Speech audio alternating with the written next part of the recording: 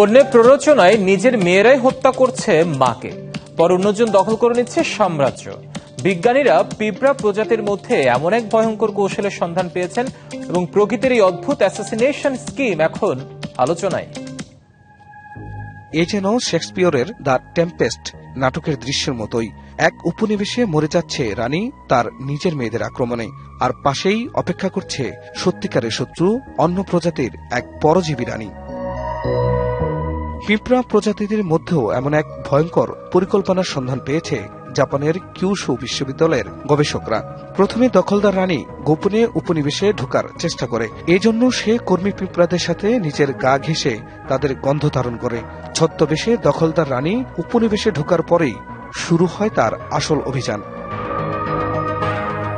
এরপর প্রকৃত রানীকে খুঁজে বের করে ছদ্মবেশী রানী নিজের দেহ থেকে নির্গত এক ধরনের তরল ফর্মিক অ্যাসিডের গন্ধ গায়ে ছিটিয়ে দেয়। এই গন্ধে উত্তেজিত হয়ে ওঠে কর্মীরা, ভুল করে নিজেদের রানীকেই শত্রু ভেবে কামড়ে হত্যা করে।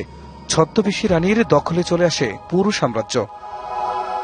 নতুন রানীর ডিম পাড়ার কয়েক মাসের মধ্যেই জন্ম নেয় হাজার হাজার নতুন পিঁপড়া।